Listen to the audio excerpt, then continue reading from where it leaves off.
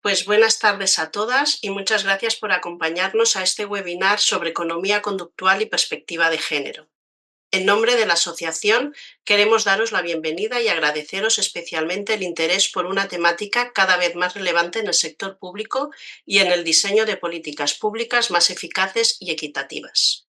El objetivo de esta charla es reflexionar sobre cómo tomamos decisiones en nuestro día a día profesional y cómo estas decisiones no son neutras, sino que están condicionadas a sesgos, normas sociales y expectativas y roles de género que muchas veces de forma inconsciente influyen en el acceso a oportunidades, a la promoción, a la participación o a la manera de ejercer el liderazgo dentro de las organizaciones. Desde la economía conductual, con perspectiva de género, hoy exploraremos cómo identificar estas dinámicas y cómo el diseño de políticas y procesos internos pueden contribuir a reducir desigualdades y mejorar resultados. Para ello, contamos con dos ponentes del equipo de Neovantas, una consultora especializada en economía conductual que trabaja con organizaciones del sector público y privado para entender cómo y por qué las personas toman decisiones y cómo ese conocimiento puede aplicarse al diseño de políticas, servicios y procesos basados en evidencia.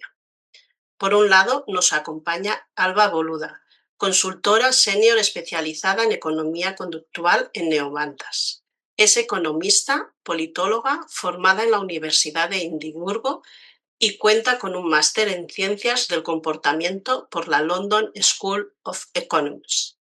Ha participado en proyectos internacionales, investigaciones europeas y publicaciones académicas, integrando evidencia científica, análisis de datos y experimentación para generar impacto social y organizacional, especialmente en políticas públicas. Por otro lado, tenemos el placer de contar con Olimpia Arango, economista por la Universidad Pompeu Fabra de Barcelona y especializada en economía conductual por la Sorbona, Que no oigo, con no un oigo. enfoque en análisis de género y bienestar subjetivo. Su trayectoria combina investigación, consultoría y divulgación. Actualmente trabaja como consultora de economía conductual en Neovantas y como asesora en perspectiva de género en investigación. Recientemente ha publicado su primer libro, Las dones i els diners, las mujeres y el dinero, que servirá como punto de partida para algunos de los ejemplos y reflexiones que se abordarán hoy. A lo largo del webinar, las ponentes combinarán teoría, evidencia empírica y ejemplos prácticos con experimentos reales y pequeñas dinámicas participativas, para analizar cómo la socialización de género influye antes y después de la entrada en el mercado laboral y cuáles son sus implicaciones en el sector público. Finalmente, se presentarán propuestas concretas para aplicar la economía conductual con perspectiva de género en el diseño de políticas públicas, la gestión de personas y los procesos de selección. Antes de empezar, os animo a utilizar el chat durante toda la sesión para ir compartiendo preguntas, comentarios o reflexiones. Al finalizar el webinar, reservaremos un espacio para recogerlas y comentarlas con las ponentes. Sin alargarme más, doy paso a las ponentes que tienen mucho que explicarnos. Muchas gracias, Alba y Olimpia, por acompañarnos hoy. Muchas gracias, Magda. Bueno, muchísimas gracias por la invitación a la asociación. Nos hace muchísima ilusión a las dos estar aquí con vosotras. Y bueno, muchísimas gracias a todas por encontrar ese huequito, ¿no? Que hemos visto que algunas estabais terminando de comer y todo. O sea que os agradecemos mucho que estéis aquí y esperamos que os guste y os ilusione tanto este tema como a nosotras. Así que nada, si queréis vamos empezando. Es verdad que, bueno, ya nos hacía Magda una muy aduladora presentación, pero bueno, para que sepáis, nos pongáis cara, que ahora nos veréis hablando un buen rato, pero sí para contaros, pues aparte de estos estudios, ¿no? Que estamos formadas en ciencias del comportamiento y economía conductual, como comentaba Magda, pues al final lo que hemos intentado también es, a través de estos proyectos de investigación, de divulgación y de análisis de políticas públicas, encontrar ese punto de encuentro, ¿no? Que ahora entraremos más en detalle, entre lo que sería esta economía conductual, estas ciencias del comportamiento, la perspectiva de género y también, por otro lado, todo el mundo público, todo lo que sería el desarrollo y el análisis de políticas públicas. Entonces, sin hablar más de nosotras, pasamos un poco a ver estas respuestas al formulario, que si recordáis cuando os inscribisteis, os hicimos dos preguntas clave. Esta sería la primera, ¿no? De cómo creemos que estos sesgos de género influyen o no en la toma de decisiones dentro de vuestras organizaciones.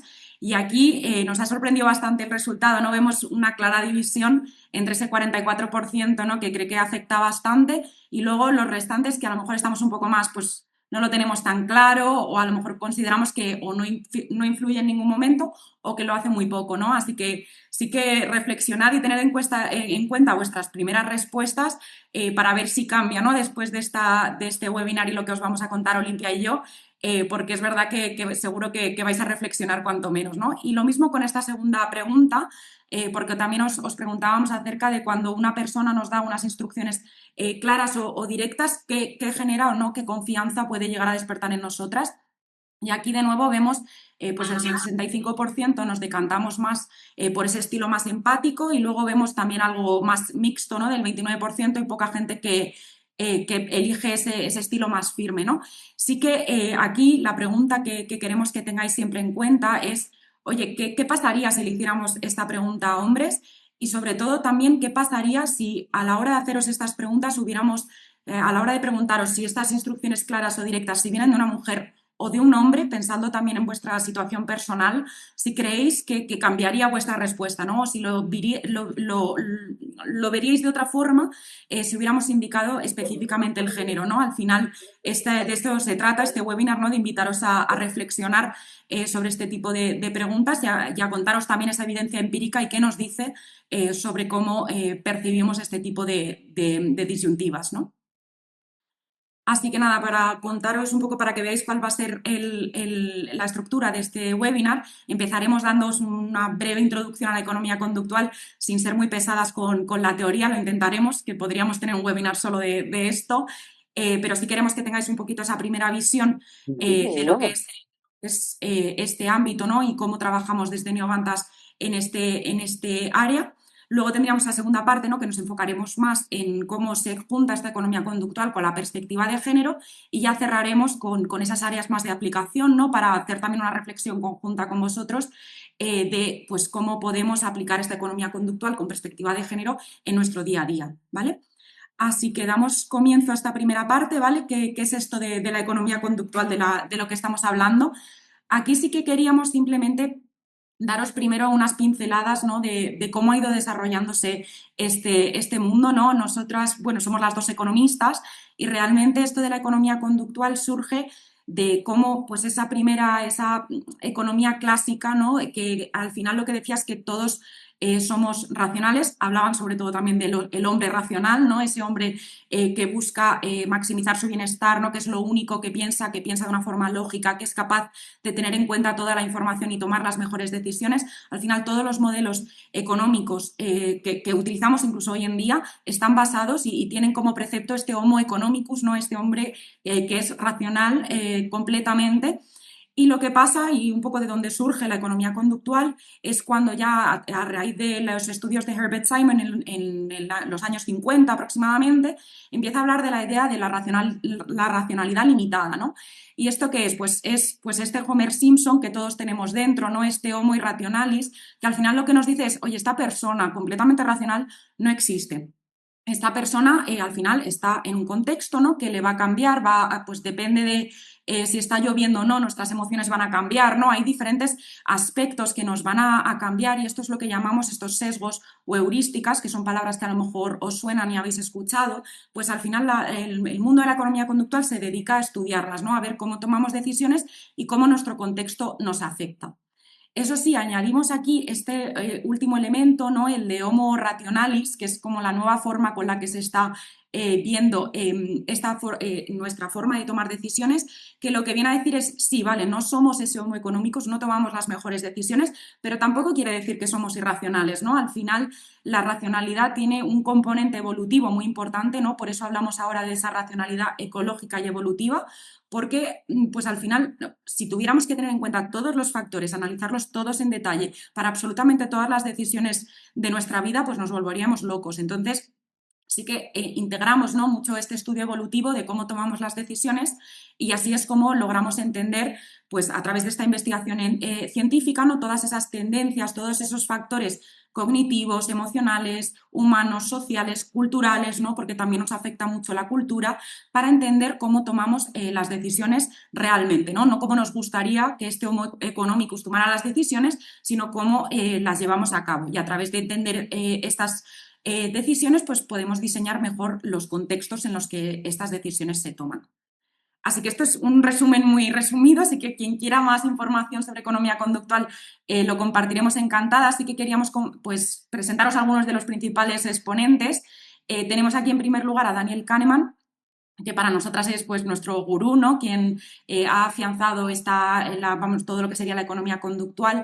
Aquí habla de, bueno, este libro de Pensar despacio, pensar rápido, al final lo que nos enseña es esa diferencia entre el sistema 1 y sistema 2, que lo llama él, ¿no? Esa sistema 1 que es nuestra decisión más impulsiva y cómo este se compagina con ese sistema 2 donde tomamos decisiones más reflexivas, ¿no? Y este libro es verdad que es un poquito denso, pero es verdad que es al final la base de lo que nosotras estudiamos. Sí que aquí entra Richard Taylor, que es, bueno, en este caso él ha trabajado mucho más en esa intersección entre la economía conductual y las políticas públicas. De hecho, su libro Nudge, que se traduce como empujoncito, es la base del estudio de lo que serían las políticas públicas con esta visión más conductual.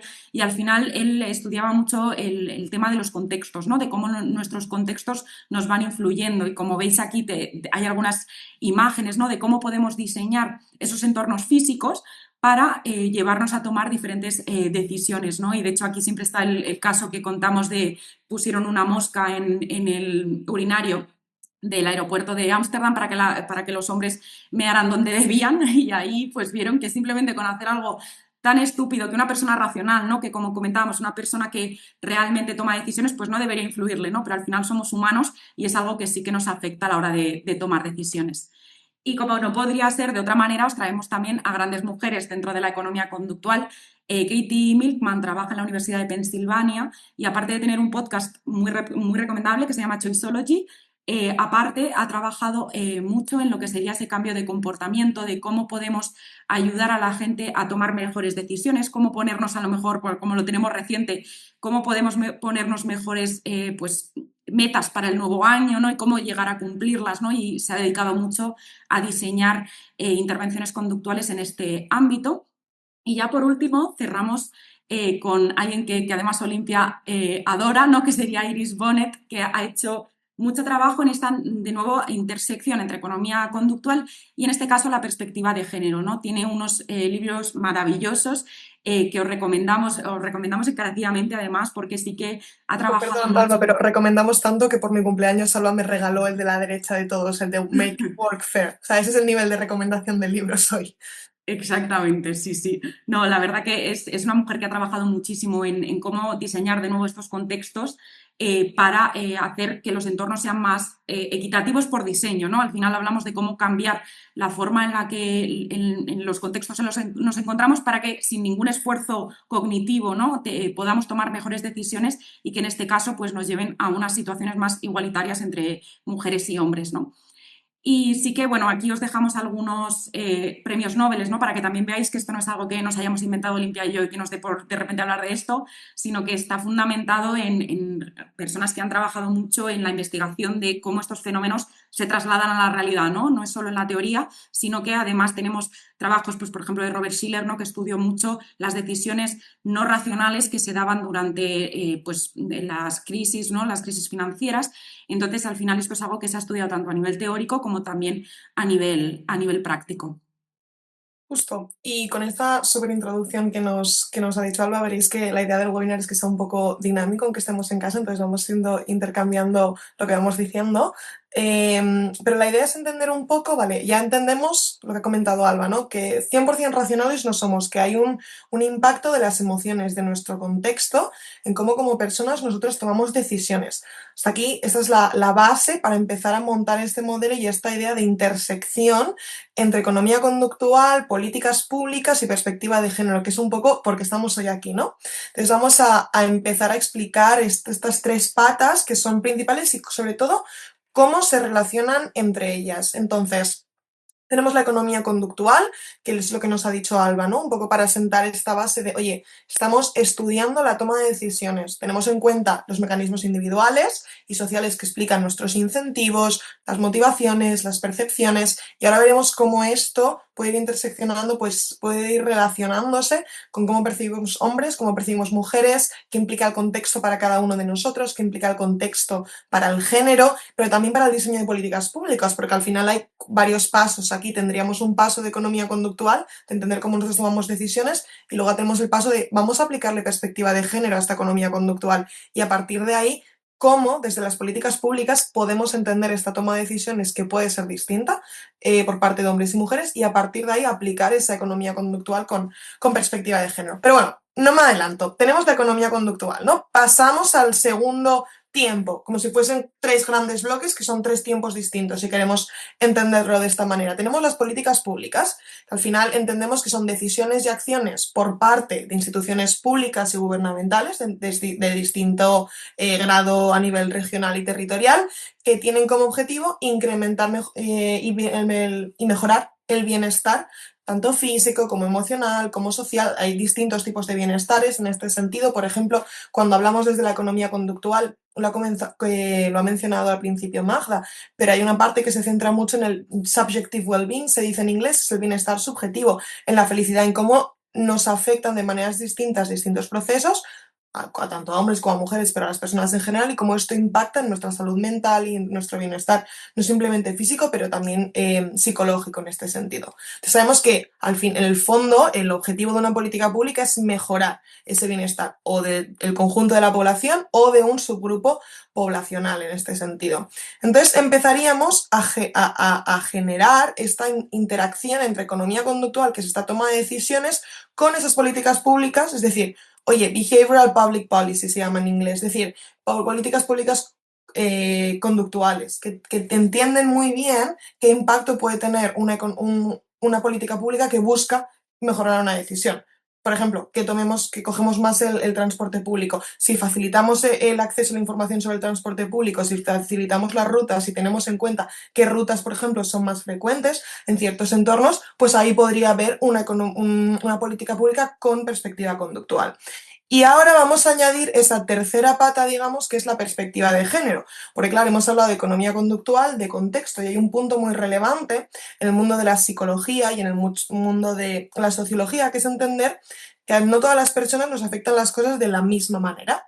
Entonces quiere decir que según el contexto, a mí como mujer me afectará de una manera determinada, si seguimos con la idea del transporte público, que como un hombre. Es decir, por ejemplo, si las estaciones de metro, al salir, volver a casa de trabajar, si es muy tarde y no hay, por ejemplo, luz, yo como mujer, la percepción de seguridad para mí probablemente sea menor. Es decir, la percepción de seguridad de media suele ser más baja la de los hombres que más baja que la de las mujeres que la de los hombres cuando hay menos luz. Entonces, aquí podéis ver cómo se pueden ir entrelazando en este sentido esta toma de decisiones, esta orientación de política pública. Aquí la basaríamos un poco más en esta idea de urbanismo con perspectiva de género y esta idea de perspectiva de género. Al final estamos hablando de tomar decisiones y de ver cómo afectan, en este sentido, a distintos subgrupos poblacionales.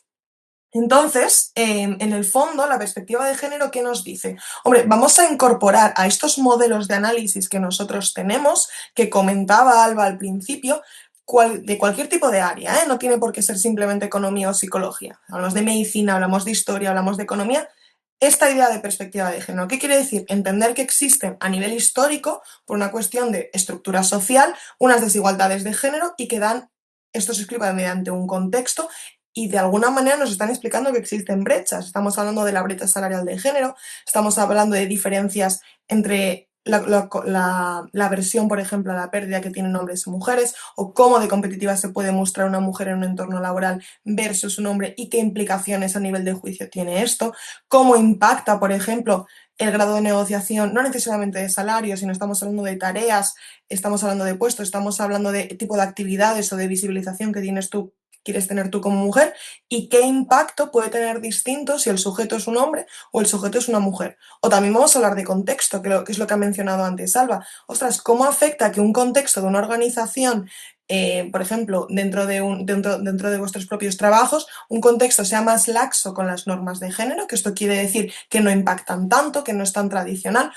En cambio, a diferencia de un contexto que sea mucho más duro. Pues esto tiene una serie de implicaciones hacia, por ejemplo, si una mujer se muestra con más dotes de liderazgo que un hombre, o tiene, por ejemplo, rasgos de personalidad que se asemejan más a lo que se conoce como rasgos socialmente considerados como masculinos. Entonces, esta es un poco la idea, mezclarlos, pero mezclarlos con sentido. Tenemos estos tres bloques, ¿no? Economía conductual, cómo tomamos decisiones, políticas públicas con economía conductual. Queremos entender cómo desde las organizaciones institucionales entendemos esta toma de decisiones y podemos impulsar esa mejora del bienestar de las personas. Oye, pero que no se nos olvide que el contexto nunca va a ser neutro, que las preferencias individuales dependen de este contexto y sabemos que hay que aplicar una perspectiva de género para que el impacto sea positivo para ambos subgrupos en este sentido, tanto hombres como mujeres. Y ya lo ha avanzado Magda al inicio de la presentación, pero hay una cosita que está aquí puesta aquí arriba que me hace ilusión también presentar, que es mi libro, está escrito en catalán, estamos a ver si también se puede publicar en castellano, se llama Las dones i els diners, las mujeres y el dinero, y lo hemos considerado, más allá de poder decir la frase vengo a hablar de mi libro, que tampoco es el objetivo de hoy, lo hemos considerado relevante porque sí que ataca, digamos, en este sentido los tres temas, ¿no? La perspectiva de género, evidentemente, porque habla de las brechas que existen de género, de felicidad, de competición, de negociación, en la percepción del dolor y la salud, en la brecha salarial de género. Habla de políticas públicas también y de su impacto, pero sobre todo esta idea de, oye, que tenemos unas preferencias individuales que dependen de unas normas sociales que existen a nuestro alrededor, que al final son las normas de género, y esto está condicionado por nuestro contexto, por lo tanto tenemos que entender tanto el contexto como las normas y cómo nos afecta y cómo se interseccionan y se interrelacionan entre ellos, estos tres bloques principales, ¿no? Entonces, no voy a hacer más publicidad del libro, vamos a pasar, sí, una vez tenemos puesto este marco, ¿no? Para entrar en lo que serían estas aplicaciones de economía conductual, vamos a ver estos experimentos y estas aplicaciones directas en vuestro día a día, ¿no? Al final, bueno, la frase un poco al final de la slide es lo que nos dice, ¿no? Oye, el objetivo de aplicar una perspectiva de género a políticas públicas con BECO, veréis que lo llamamos BECO de Behavioral Economics, para la gente vaga es economía conductual, es simplemente entender estos condicionantes contextuales e intrínsecos que explican estas brechas de género, estos comportamientos que pueden ser que ante un mismo input, es decir, ante una misma situación, los hombres y las mujeres nos comportamos de maneras distintas y la reflexión tiene que ser, ostras, ¿por qué está pasando esto? ¿Y qué quiere decir que nos estemos comportando de manera distinta? Es la reflexión que hacemos sobre ese sentido, ¿no? Entonces, vamos a empezar ahora, si os parece, a entrar un poco en materia, ya que hemos calentado, como cuando vamos al gimnasio. Y os vamos a explicar 4 bloques principales. Alba y yo nos vamos a ir turnando un poco, cuando nos lo preparábamos me dijo que íbamos a hacer como Pimpinela y me pareció muy buena idea en este sentido. Y el primer bloque lo voy a empezar yo en este sentido. Venga, vamos a empezar con un experimento, ¿vale? Simplemente recordaros que si tenéis dudas o cosillas nos podéis ir comentando en el chat, que nos vamos nosotras hablando y gestionando cómo trasladar esos comentarios o lo que sea, sino hacerlo hasta el final de la sesión. Bueno, veréis que en la economía conductual hablamos de experimentos porque muchas veces para entender estos mecanismos psicológicos tenemos que tener grupos donde aplicamos distintos tipos de pregunta en este sentido con distintos diseños para ver y comparar si hay algún tipo de impacto distinto. Así es como descubrimos y entendemos estas brechas. Eso es lo más importante, sobre todo, de la parte experimental, ¿no? Entonces, en este caso, a unos alumnos, tenéis la referencia al final para quien la quiera buscar, tenemos unos alumnos universitarios que se los dividieron en 2 grupos. Había chicos y chicas y dijeron, vale, os vamos a hacer la misma prueba matemática. A ver qué pasa, ¿no? Pero claro, yo os he dicho, aplicamos cosas distintas en economía conductual, porque no dividimos a grupos porque sí, sino lo que vamos a hacer es ver si hay impactos distintos según lo que estemos midiendo.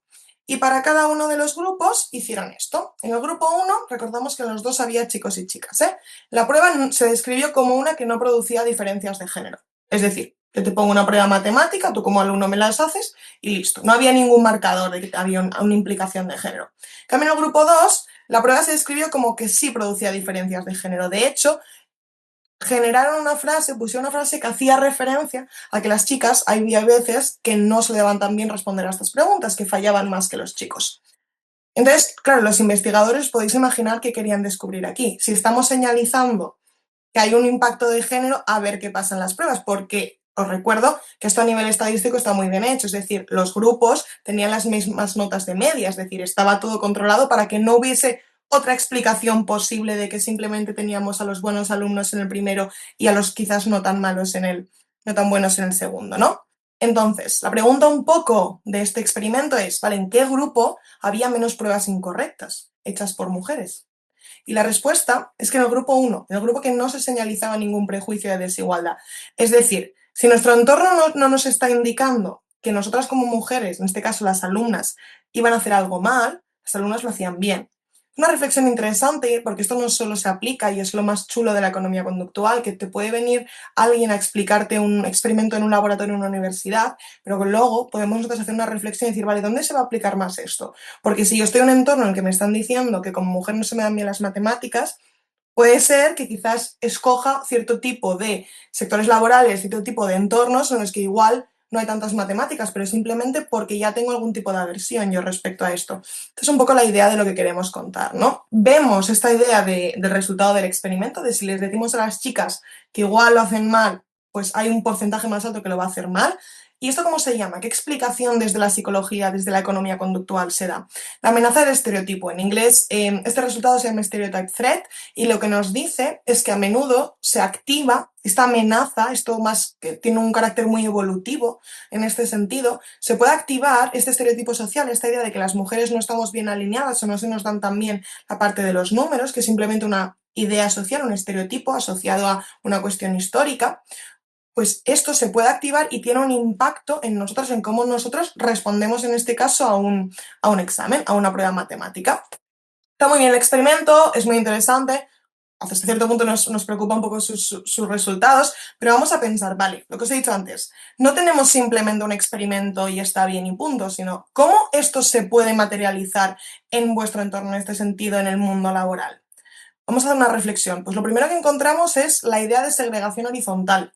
La segregación horizontal lo que explica de alguna manera, existe la vertical y la horizontal. La horizontal es básicamente que las mujeres se concentran en cierto tipo de sectores a nivel laboral. La segregación vertical es que hay más hombres arriba en posiciones jerárquicas superiores que no en abajo, y en la segregación horizontal es que algunas mujeres, o sea, en general de media, lo que encontramos es que en sectores relacionados con las ciencias, en inglés el término es STEM, pero es medicina, ingeniería, tecnología y ciencias, las mujeres se concentran menos. Si tenemos en cuenta el hecho de que a nivel social no se alinea bien esta idea de mujeres con la parte de tener más experiencia, más conocimiento matemático, quizás una de las explicaciones que se le puede dar en este sentido a nivel de toma de decisiones es que si a mí me están diciendo que a mí las matemáticas no se me dan bien o no es tanto una cosa de chicas, aunque sea de manera sutil, no tiene por qué venir un profesor y decirme de manera directa, pues esto cae en mi subconsciente y quizás la toma de decisiones que yo hago cuando voy a estudiar algo, aunque yo tenga las mismas capacidades que un hombre,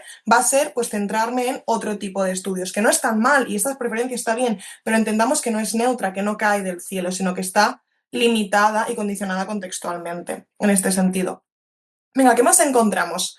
Hay un punto importante también, porque el impacto que tiene no es simplemente en la toma de decisiones más directas, sino en la autoestima. Es que estamos hablando de esta amenaza del estereotipo que se activa. Hombre, existe una brecha de autoestima entre hombres y mujeres. La gran mayoría si vamos a las estadísticas, digamos, europeas o a nivel mundial, vemos que de media los hombres tienen mejor autoestima que nosotras, que las mujeres.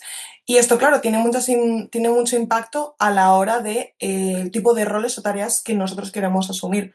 Es decir, por ejemplo, quizás por el simple hecho de esta autoestima que de media es distinta o que es más baja, puede ser que aspiremos a quizás roles que no tienen tanto impacto por una cuestión personal de esta preferencia, esta autoestima que está condicionada socialmente en este sentido. Perdona, vale. Y ahora, es que estoy aquí compartiendo con el ordenador, tengo una hoja. La idea es, momento de debate. Momento de debate, ¿qué quiere decir? Saldrá un poquillo a lo largo de la sesión para que no estemos simplemente Alba y yo, que nos gusta mucho hablar y hablamos muy rápido, somos conscientes durante esta hora y media, sino que si queréis vosotras en el chat, y ya nos iremos chivando entre las cuatro, ¿no? En plan Carmen, Alba, Magda y yo un poquillo, que va saliendo. Si pensáis o reflexionáis sobre algún tipo de estereotipo que impacte de manera desigual por género, por esta idea que os estábamos dando de la amenaza del estereotipo, se os ha activado habéis tenido un momento eureka, se ha activado la bombilla, digamos, nos lo podéis dejar y lo podemos comentar nosotras en este sentido. A ver, ahora si yo puedo abrir el chat, uy, que me adelanto aquí. No hay nadie que esté comentando nada de momento, pero bueno, si en algún momentillo queréis decir algo, lo podemos comentar. Esa es un poco la idea, si no también siempre a mí me parece un ejercicio chulo. Sí, justo, las mujeres servimos más para cuidar también. Claro, si al final se asocia esta división del trabajo con estos estereotipos femeninos de que nosotras tenemos que cuidarlo, vamos a tratar luego en la parte está más ex post, porque ahora estamos hablando del ex ante, del antes de entrar al mercado laboral. Las mujeres conducimos peor también, entonces vemos diferencias, segregaciones en el sector, por ejemplo, de los transportes, relacionado también con lo que comenta Asten, que nos orientamos peor.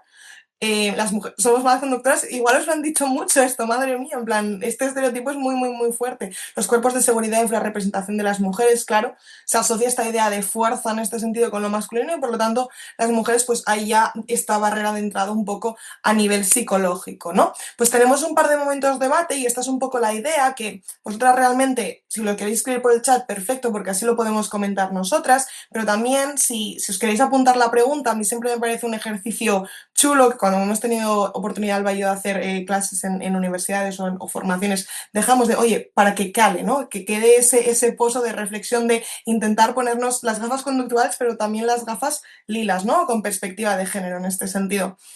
Entonces, ahora sí, vamos a la parte quizás más chula o más aplicada, que es qué soluciones nos da la economía conductual. Sabemos que la amenaza del estereotipo no nos gusta, tiene un impacto negativo, impacta en la autoestima, impacta en la segregación horizontal, ¿vale? ¿Y qué hacemos desde la economía conductual con perspectiva de género para solucionar esto o intentar por lo menos sobrellevarlo, generar un contexto más neutro, ¿no? Más igualitario, que es lo que comentaba al inicio?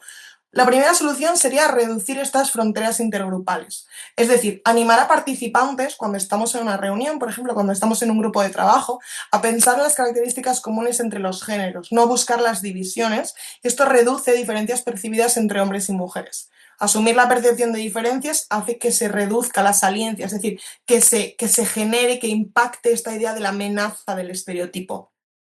Luego tenemos la parte de dar ejemplo de modelos a seguir y esto es muy relevante porque si desde pequeñitas vemos que tenemos un ejemplo a seguir en sectores como mujeres, ¿no? Que están más masculinizados, pues ves que es real, para ahí hay un espacio para ti, que el contexto cambia un poco, que es menos tradicional o menos estricto en esos términos. Este tipo de idea lo que hace a nivel psicológico es activar esta identidad social propositiva, porque nos recuerda a las mujeres que tenemos un lugar ahí que podemos pertenecer a ello, ¿no? En este sentido, y podemos ver a mujeres exitosas en ámbitos, en lugares, en puestos o haciendo actividades que decimos, ostras, pues yo puedo realmente estar ahí y esta idea social o esta norma social o estereotipo que mencionábamos no tiene por qué limitarme tanto, ¿no? En este sentido. Y finalmente tendríamos la idea o el impacto de crear entornos de identidad segura, ¿no? Que en el fondo lo que hacen de alguna manera es informar a las mujeres de que no hay diferencias de género en habilidades. Veréis que la primera actividad o la primera idea es mixta y la segunda y la tercera van más centradas a la aplicación entre mujeres en este sentido, en espacios quizás no mixtos o en grupos de trabajo igual no mixtos, o simplemente se puede potenciar que la utilicen las mujeres, ¿no? Pero es que la idea es que reducir y generar esta identidad segura reduciendo el impacto de estos estereotipos sociales de los cuales hablábamos. Entonces, hemos hecho la primera llave, la primera clave. Doy paso a Alba a que nos cuente la segunda. Genial, gracias, Olimpia. No, me encanta ver que ya estáis todas calentando, dando muchas ideas, maravilloso, porque además estáis tocando muchos temas que ahora a continuación vamos a ir tocando. Así que nada, como decía Olimpia, sí que empezamos primero con un experimento para plantear el siguiente tema. A ver si... Ahí. ¿Le das? Ahí, perfecto. Vale, en este caso hablamos del Behavior Insights Team, que al final es el equipo dentro del gobierno del Reino Unido que se dedica a la aplicación de economía conductual, ¿vale? Y en este caso lo que querían ver era, oye, ¿cómo podemos hacer que la gente se postule, las mujeres postulen más a puestos de trabajo, ¿no? Y para ello lo que querían era entender qué diferencias hay, cómo se presentan hombres y mujeres a ofertas, y en este caso, como comentaba Olimpia, al final lo que hacen es controlar el resto de variables, ¿no? Aquí lo que querían era que no hubiera grandes diferencias entre los grupos de hombres y mujeres con respecto pues a cualificaciones, a formación, a experiencia, ¿no? Lo que quieren ahí es realmente comparar cómo ellos, esa autoestima de género que comentaba también Olimpia, ¿no? Cómo ellos se perciben a sí mismos y por tanto toman decisiones con respecto a postular o no a un puesto de trabajo, ¿no? Y aquí os planteamos la duda de qué género creéis que aplicaba con más facilidad a las ofertas. Ya he hecho spoiler Olimpia, pero creo que todos podríamos responder, ¿no? Aquí lo que vemos es que cuando hablamos de hombres, con cumplir el 50% de los criterios o superarlo muy poquito, ya estaban dispuestos a postular ese puesto de trabajo, ¿no? No se veían con la necesidad, no eran tan exigentes consigo mismos. Sin embargo, vemos una diferencia importante cuando hablamos de las mujeres, ¿no? En este caso, tenían que llegar al 60% de cumplimiento para siquiera considerar aplicar o no, ¿no? Y aquí viene un poco esa idea de las diferencias de percepción. Y de hecho hay un aspecto bastante interesante con lo que son los resultados del experimento. Y es que aquí lo que vieron es que cuando reducían a lo mejor esa exigencia de los criterios, las mujeres que estaban más cualificadas se postulaban menos incluso. En cambio, cuando hablamos de hombres, estuvieran cualificados o no, se postulaban más, ¿no? Entonces, esto al final nos da una indicación de cómo las mujeres somos de exigentes con nosotras mismas cuando hablamos del mundo laboral, ¿no? De si nos animamos o no. Aquí hablamos, en este caso, porque como sabréis, en el Reino Unido no hay unas oposiciones como tal para acceder al sector público, ¿no? Sino que en este caso se postula igual que en el sector privado aquí en España, ¿no? Pero creo que es fácil de trasladar, ¿no? Y seguro que podemos pensar en muchos casos. Yo he sido exopositora, entonces lo veo también en otras compañeras, ¿no? Que digo, jo, es que las mujeres somos mucho más exigentes con nosotras mismas, a lo mejor decimos, jo, es que no sé si me veo como para aplicar a una 1, ¿no? Y lo veo en conversaciones que he tenido con compañeras, exacto, lo dice Yolanda, ¿no? Ese síndrome del impostor siempre va a estar más presente en las mujeres por cómo nos percibimos, ¿no? Y aquí entramos un poco en esa explicación de cómo lo vemos desde la economía conductual. Aquí tenemos, por un lado, lo que sería la teoría del refuerzo social, ¿no? De esa percepción a nivel social de los hombres y las mujeres, y también de esta versión a la incertidumbre. Que esto es interesante porque la versión a la incertidumbre al final Olimpia y yo la aplicamos en nuestro día a día en proyectos no específicamente de perspectiva de género, ¿no? Sin esta visión de diferencias entre géneros, y es algo que se da en ambas, ¿no? Esa versión a no tener conocimiento de qué va a pasar, esto es algo que nos genera mucha fricción y mucho problema en cualquier tipo de proceso, ¿no? Pongámonos en que quieres abrirte una cuenta bancaria, por ejemplo, nosotras que trabajamos mucho con el sector banca, nos genera mucha incertidumbre no saber si vamos a pagar comisiones, tal. Esto es algo que nos afecta a hombres y mujeres, pero es verdad que cuando aplicamos esa capa de perspectiva de género, ¿no? a ese estudio de la economía conductual, descubrimos que es que hay diferencias entre géneros, ¿no? Que esta versión a la incertidumbre nos afecta mucho más a las mujeres. Y es por este elemento también del síndrome del impostor que comentábamos, y es también porque nos genera más problema, ¿no? El no saber qué va a pasar, el no estar del todo seguras si damos el paso o no, y esto al final nos lleva a que pues, pueda haber más hombres y peor preparados que nosotras postulándose a puestos de trabajo para los que nosotros seríamos perfectamente capaces de realizar, ¿no? Y de hecho, si profundizamos un poquito más, si miramos estas implicaciones, al final vemos dos datos aquí que se entienden mejor juntos, ¿no? Que es solo el 37,5% de las mujeres aplicaría ofertas, incluso si hubiese algún requerimiento que no cumpliesen, y de la mano de este, el 62,5% de las mujeres no aplicarían a una oferta si no cumpliesen el 100%. Es decir, volvemos a esta autoexigencia que tenemos con nosotras mismas, y esto es un porcentaje muy, muy alto, ¿no? Si lo pensamos así. Y de hecho, os invito a reflexionar también sobre muchas veces estas conversaciones que podemos tener sobre si tiene que haber cuotas de género o no, ¿no? Para los puestos de trabajo, es que a veces el debate es muy superficial, ¿no? Y hablamos simplemente de, pues es que a lo mejor había un hombre que está mejor preparado y le estamos dando el puesto a una mujer. Pues es que el debate tiene que ser mucho más profundo, ¿no? Tenemos que entrar ahí a ver es que a lo mejor no es cuestión de que ese hombre esté mejor preparado, es que a lo mejor hay mujeres que por el contexto, ¿no? Volvemos a lo mismo, ese contexto en el que nos encontramos, pues las mujeres no van a postular, no van a ser siquiera parte de ese pool de personas que se considere para ese puesto de trabajo, ¿no? Así que os lanzo otra vez, veo que habéis estado todas comentando un montón de temas por el chat, pero en este caso sí que os pedimos que le deis otra vuelta, ¿no? De cómo esta limitación, ¿no? Este síndrome del impostor, estas autoexigencias, ¿en qué otro ámbito veis que nos puede afectar a las mujeres, más allá de puramente el aplicar o no a un puesto de trabajo?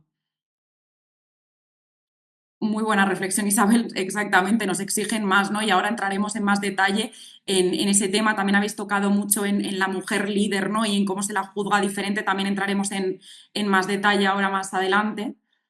Pero sí, bueno, el caso es ese, ¿no? Que al final hay muchos aspectos donde esto nos afecta y nos hace tomar decisiones que muchas veces, ¿no? Ahí viene la economía conductual. No es que no las tomemos de manera irracional, sino es que no somos conscientes de cómo nos afecta el entorno, ¿no? Y esto al final, el tener esta reflexión nos sirve, ¿no? Comenta también Olga a la hora de asumir puestos de responsabilidad completamente. No, un hombre se va a autopercibir de una manera completamente diferente. Si aquí entramos en otros factores que más adelante tocaremos, ¿no? De cómo es la maternidad, que también lo comentabais antes, y cómo también afecta este tipo de decisiones. Vale, genial. Pues si quieres pasamos ahí, ¿vale? Ahora vamos siempre con soluciones, ¿no? Queremos ser propositivas y plantearos también qué tipo de cosas se han probado, ¿no? Para intentar mitigar los efectos de esta versión a la incertidumbre en este sentido. Aquí tendríamos bueno, en primer lugar esta idea de replantear los requisitos para aplicar. Por ejemplo, de hecho, en un banco en España donde yo estuve trabajando, sí que se hizo un experimento internamente que tuvo el impacto que buscaban, ¿no? Que era que más mujeres se postulasen a puestos internos. Y aquí lo que hicieron fue dividir, simplemente es algo muy tonto, ¿no? Un cambio de contexto muy pequeñito, que al final es lo que hacemos desde la economía conductual, que ahí lo que hicieron fue dividir entre cualificaciones esenciales y las deseables, simplemente para el puesto de trabajo. Bueno, pues con un cambio así de pequeñito consiguieron que muchas más mujeres se postulasen a los puestos de trabajo de promoción interna dentro del banco, ¿no? Y esto es algo que al final se ha ido probando también en diferentes entornos y es algo que funciona y de nuevo volvemos a algo muy pequeñito, ¿no? Y lo mismo con este segundo factor, que sería la idea de reformular los rasgos como comportamientos. ¿Qué queremos decir aquí? Pues que no es lo mismo poner en una oferta de trabajo es importante que mantengas la calma a decirlo como si fuera un rasgo, ¿no? Eres una persona tranquila, eres una persona que mantiene la calma. Pues vieron también de nuevo que hablar de ello como un comportamiento era mejor y tenía un mayor impacto en la postulación de mujeres que cuando hablábamos de rasgos, ¿no? Y esto también se conecta bastante con otros temas que vamos a ir tocando más adelante, ¿no? Pero es esa idea que tenemos, y hablamos también de liderazgo, ¿no? De esa idea de cuando describimos a un líder, pensad en cuando se ha descrito a un líder alguna vez, qué palabras se utilizan y cómo esas palabras se traducen de manera negativa cuando es una mujer las que las tiene, ¿no? Y yo creo que todos podemos pensar en ese tipo de ejemplos y no voy a hacer más spoilers, ¿no? Pero esto es algo que veremos y que creo que cualquiera de nosotras, si lo pensamos, si hablamos de agresividad, de asertividad, de ese tipo de palabras que se describen para describir a un líder, cuando las vemos reflejadas en una mujer, pues se van a percibir de una manera diferente. Y bueno, ya este último, dejo de hacer spoilers, no sé por qué me estoy adelantando, es que ya me vengo arriba. Y esta última solución que os presentamos también se ha testado, ¿no? Y vuelve aquí Iris Bonet, que hablábamos de ella al principio, y ella habla de cómo la evaluación separada versus conjunta de los candidatos va a afectar, ¿no? Cuando vemos, digamos, tres currículum, no uno al lado del otro, cómo lo vamos a ver y nos van a afectar menos esos estereotipos de género que cuando los vemos por separado, ¿no? Y al final aquí también hay muchas soluciones que han salido, ¿no? Por ejemplo, en el Reino Unido, para aplicar a muchos puestos, por ejemplo, en el Behavioral Insights Team que yo apliqué en su día, se anonimizaba, ¿no? El currículum hasta la última fase, no se sabía si era una mujer o un hombre quien estaba postulando, ¿no? Entonces, ese tipo de soluciones ayudan mucho a mitigar ese impacto que pueda llegar a tener estos estereotipos de género a la hora de que evaluemos esos diferentes perfiles para postular a trabajos. Y ahora también queríamos compartiros un ejemplo, ¿no? Porque vemos que muchas veces podemos hablar de temas, porque es verdad que esto se ha probado mucho más, se han hecho más experimentos en el sector privado, pero sí que hay un caso muy interesante del sector público. En este caso era el gobierno de Nueva Gales del Sur, que lo que veían es que las mujeres no solo es que sean más exigentes consigo mismas a la hora de aplicar a un puesto de trabajo, sino que el volver a postularse cuando han recibido un rechazo también es algo que vemos que las mujeres pues son menos propensas a volver a postularse cuando no han sido seleccionadas para un cargo, ¿no? Esto como os lo podéis imaginar, ¿no? Creo que tampoco os estoy contando nada que no esperéis, ¿no? Y entonces esto al final lo que llevaba es que, jolín, los puestos de liderazgo no llegan estas mujeres porque a lo mejor simplemente reciben un rechazo y no lo vuelven a intentar. Entonces, aquí el equipo de Nueva Gales del Sur, que también tiene un equipo muy potente en economía conductual, lo que hizo fue diseñar dos intervenciones, como las llamamos nosotras, que vienen a ser pues, dos políticas internas, ¿no? Para probar qué funcionaba mejor para hacer que estas mujeres volvieran a postularse. Entonces, probaron, por un lado, un email personalizado cuando no es seleccionada, ¿no? Diciéndole, oye, vuelve a intentarlo, dándole una mejor explicación de por qué no había sido seleccionada, ¿no? Pero alentándole a volver a intentarlo. Y en una segunda intervención lo que hicieron fue combinar este email con una llamada del equipo de selección, ¿no? Diciéndole, oye, esto ha sido por esto, yo creo que deberías volver a intentarlo cuando vuelva a salir un puesto similar. Y aquí de nuevo volvemos a lo mismo. Oye, parece una tontería, no es un email, es una llamada, no debería tener tanto impacto en las decisiones que luego tomamos. Pues en este caso particular volvieron a medirlo a través de la experimentación, esta vez en campo, ¿no? Lo probaron con personas reales dentro del gobierno y vieron que con el email la intención de volver a postular se subía un 19%, cuando lo complementaban con esta llamada en un 26%, y en general lo que lograron es reducir esta brecha de género en volver a postularse a este tipo de puestos desde un 45 a un 4%, ¿no? Que es un cambio muy drástico y como vemos es algo muy pequeño, ¿no? A nosotras nos gusta cuando damos este tipo de formaciones siempre decir, joder, es que la economía conductual son detalles, ¿no? Que pueden pasar desapercibidos, pero cuando entiendes, ¿no? y entras en todo lo que hay detrás, dices, jolín, es que es entender realmente el proceso, entender cómo piensa, cómo toma las decisiones, en este caso las mujeres, ¿no? Y qué puede llevarlas a tener esta poca confianza, ¿no? Como hablamos, pues todo este contexto, cuando lo tienes en cuenta a la hora de diseñar políticas, pues van a ser muchísimo más efectivas. Y os dejo ya con Olimpia para la siguiente llavecita. Al siguiente bloque, muchas gracias, Alba. Venga, vamos a coger un clásico. Si hay alguien que haya estudiado psicología o sociología, yo creo que os puede sonar este experimento. Está hecho en la Universidad de Pittsburgh, en Estados Unidos, y básicamente lo que hicieron los investigadores es estudiar si el género influía a la hora de postularse como voluntario para hacer cierto tipo de tareas que no estuvieran estrictamente relacionadas con una promoción laboral, es decir, con una mejora en este sentido de sueldo y puesto, ¿no?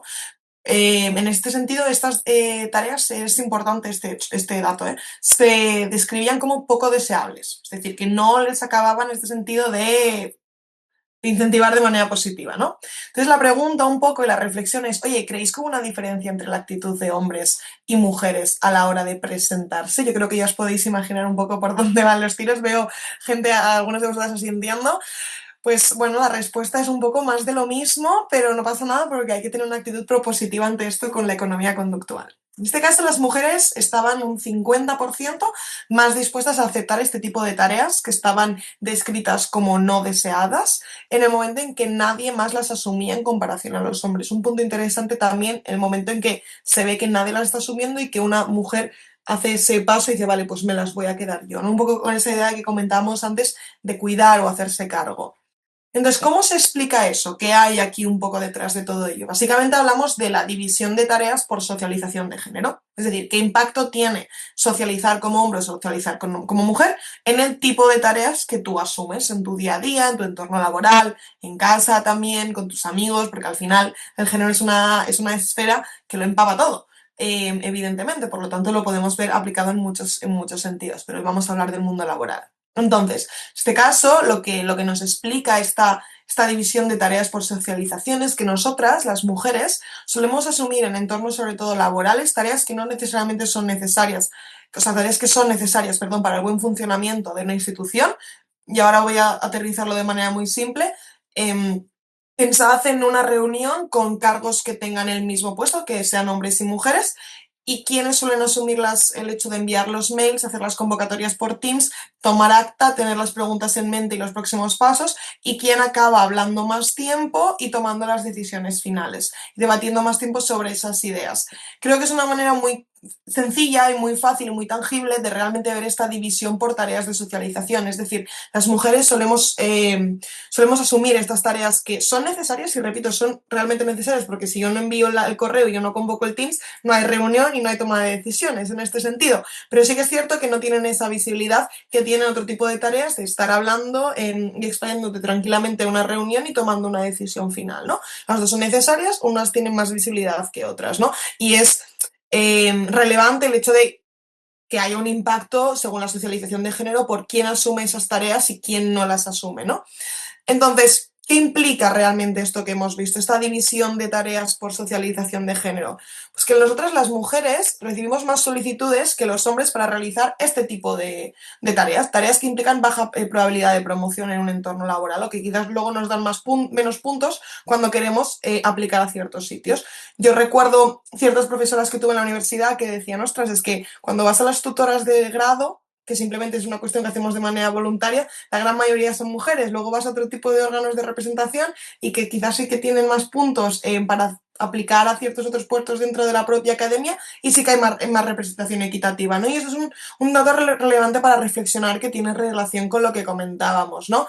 Una de las tareas, lo que hemos dicho antes, redacción de mails, actas, convocar reuniones, trabajos más de comité en este sentido.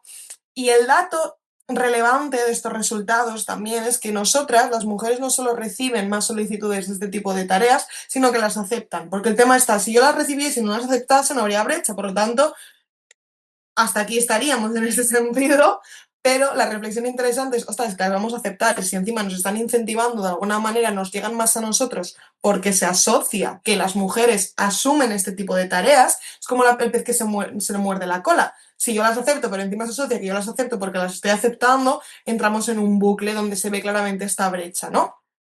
Y realmente, ¿qué nos está diciendo la economía conductual respecto a este tipo de división por tareas, ¿no? Vemos tres soluciones, tres bloques relevantes, que son uno, que es quizás el que nos permite generar este entorno más neutro, ¿no? Reducir esta brecha, que es implementar sistemas de rotación. Para este tipo de tareas que sabemos que puede tener a nivel contextual un género marcado, pues generamos un modelo de rotación para eliminar esa suposición por defecto, ese hecho de que las mujeres, la pescadilla que se muerde la cola que hemos dicho antes, la suelen asumir más y se suele asumir que son las mujeres quienes las suelen asumir más. Por lo tanto, cortamos un poco de raíz, ¿no?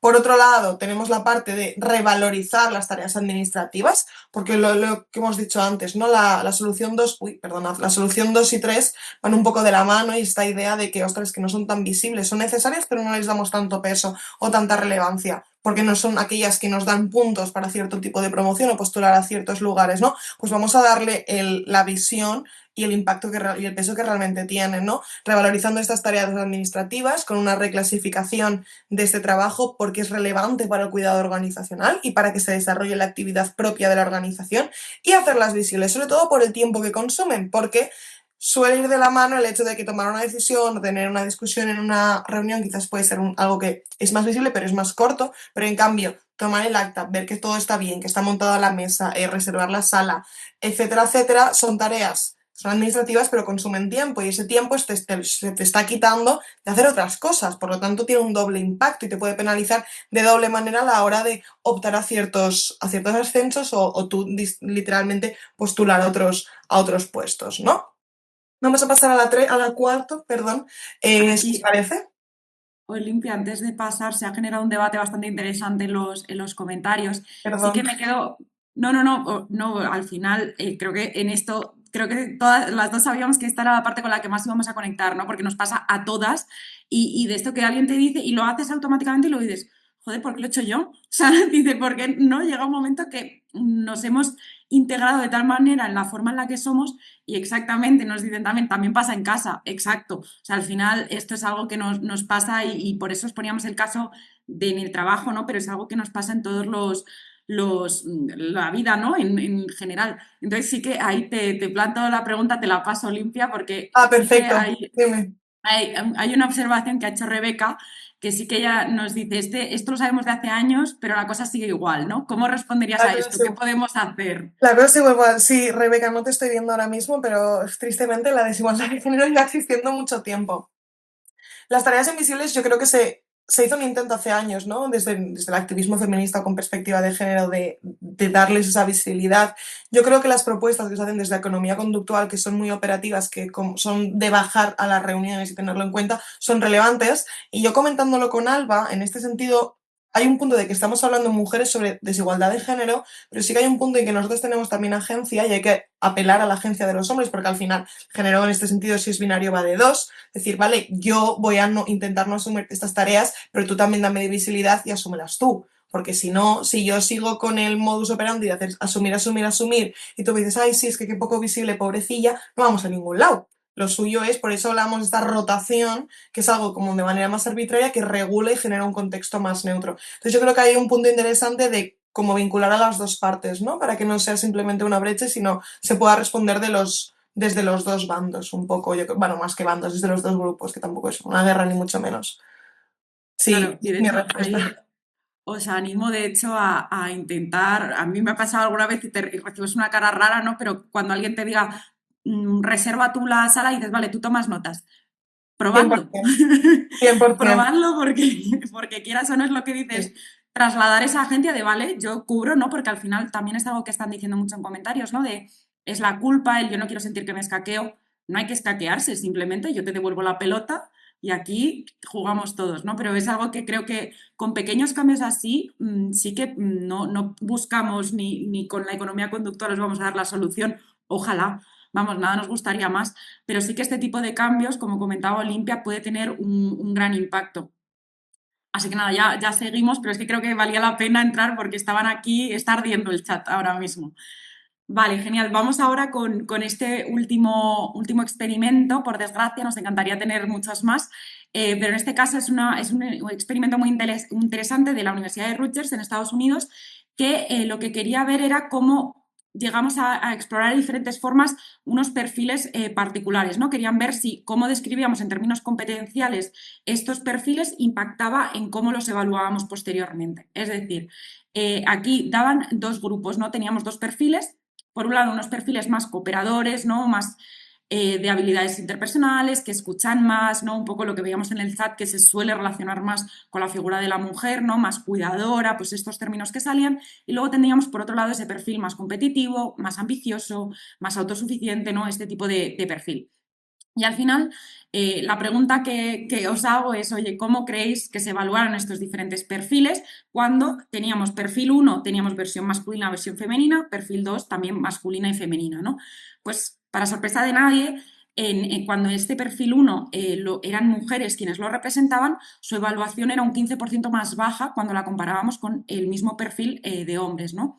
Entonces, al final, yo creo que lo interesante, ¿no? Y lo que esto nos hace reflexionar es entender, como hablábamos en el chat, ¿no? Esa idea de cómo se percibe un líder masculino y una líder femenina y las diferencias en las exigencias, ¿no? Que también era un tema que salía bastante en los comentarios, ¿no?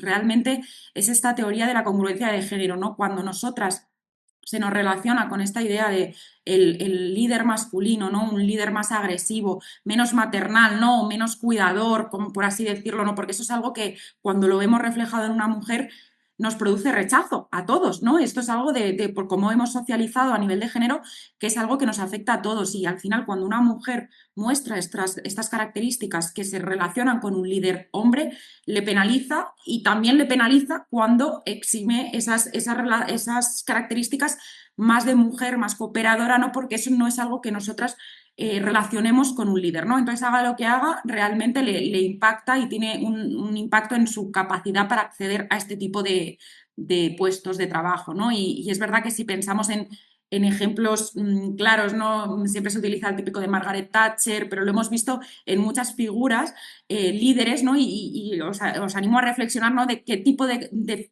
características tratan de potenciar y cómo les penaliza o no en la forma en las que hablamos de ellas, ¿no? Luego de chascarrillo, ¿no? Tomando un café, pues cómo veis que sobre todo los hombres también las perciben y hablan de las diferentes líderes, ¿no? Esto creo que es algo además que todas podemos pensar en ejemplos claros que se nos vienen a la cabeza, ¿no?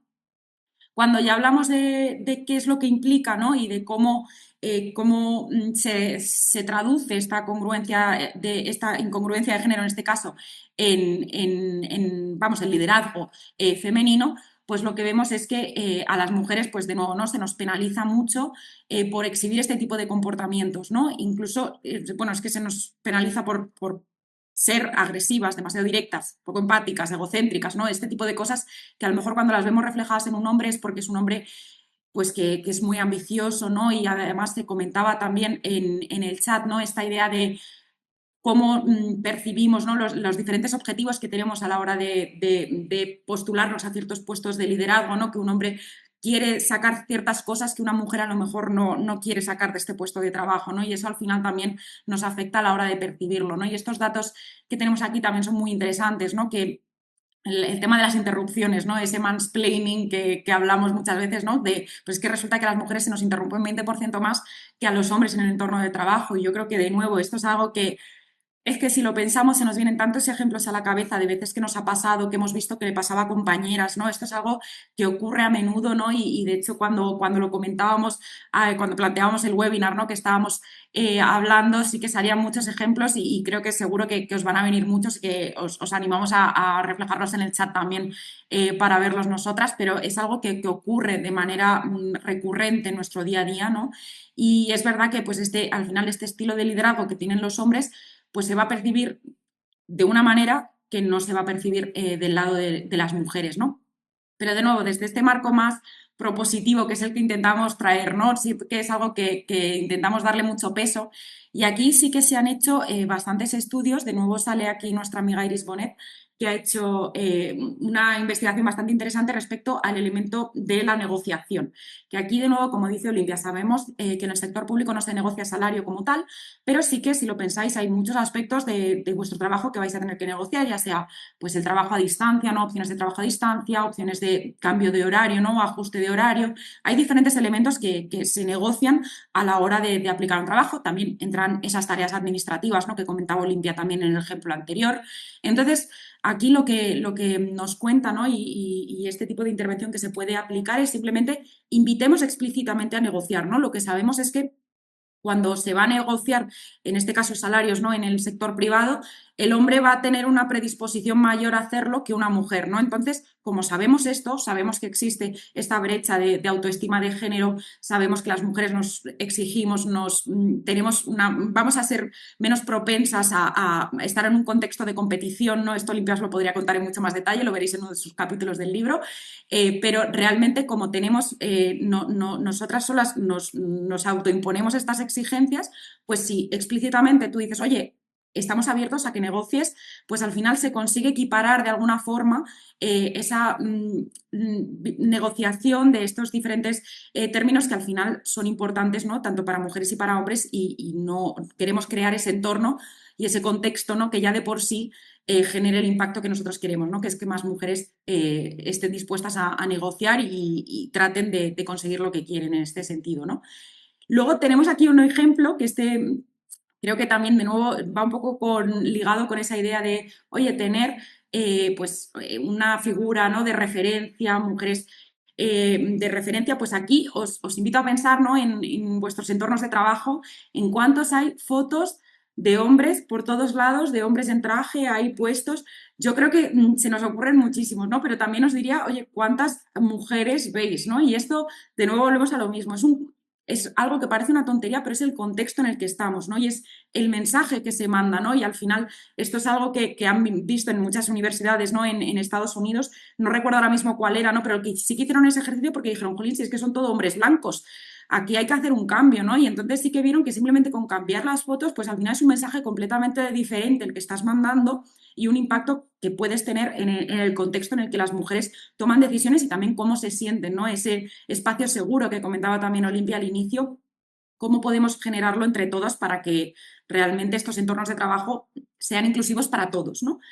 Y ya por último, que este también era el que adelantaba antes, porque siempre me adelanto, me pasa siempre, me vengo arriba y quiero comentaros todo en un momento, pero aquí también esto es algo que se ha probado mucho, nos comentaba antes esta plataforma que te permite, de hecho hay plataformas ahora de inteligencia artificial que te leen, tú le subes una oferta de trabajo y te la analiza desde esta perspectiva de género y te dice, oye, cambia esta palabra, cambia esta, ¿cómo formulas esto? ¿No? Porque porque al final las palabras que utilizamos son muy importantes, ¿no? Y hay unas palabras que inevitablemente relacionamos con el mundo masculino, ¿no? Ya sea esa competitividad, esa asertividad, ¿no? Esas palabras que relacionamos que a la hora de leer una oferta de trabajo, pues una mujer puede decir, ah, no, esto no es para mí, esto es para un hombre, ¿no? Aunque no lo diga explícitamente, sí que no se va a ver relacionada con las palabras que estamos utilizando, ¿no? Y esto, de nuevo, se ha probado en todo tipo de entornos, se han visto que simplemente cambiando una palabrita, ¿no? Que es algo que parece muy pequeño, pues tienen el impacto deseado, ¿no? En conseguir que más mujeres sientan que es algo a lo que pueden postularse, ¿no? Y a un puesto de trabajo al que pueden acceder. Y ahora vamos a hacer la última parte de esta más de experimentos y teoría y luego ya pasaremos a este tipo de aplicaciones muy chulas que os contra Alba, en que hemos estado involucradas desde Neovantas, pero no queríamos cerrar sin hablar de la maternidad porque de hecho es uno de los principales hechos que explican la brecha salarial de género en este sentido y lo consideramos que es relevante, ¿no? El punto de partida es que el impacto del primer hijo suele explicar gran parte de esta brecha salarial de género que os decíamos, debido a la redistribución de los horarios, preferencias y comportamientos dentro de la pareja. Entonces, en el fondo, la reflexión que hacemos de la economía conductual desde la toma de decisiones, que en muchos aspectos, por esta idea de lo que asociamos con los cuidados de la socialización de género, las mujeres pueden encontrarse un dilema al nivel de las horas que dedican cuando se plantean ser madres. En este sentido, hay una vida profesional y una vida laboral, ¿no? Una vida profesional, perdonad, y una vida personal, ¿no? Y entonces la reflexión interesante por aquí es, podemos ver distintos experimentos, distintos estudios que nos hablan de, por ejemplo, hay unos ahora preliminares que son muy interesantes, que hablan de la brecha salarial de género entre parejas del mismo género compuestas por mujeres y parejas de hombres y mujeres, o sea, heterosexuales en este sentido. Y vemos que la brecha salarial de género se va reduciendo en el caso de cuando estamos hablando de dos mujeres y se mantiene más en el tiempo cuando estamos hablando de un hombre y una mujer.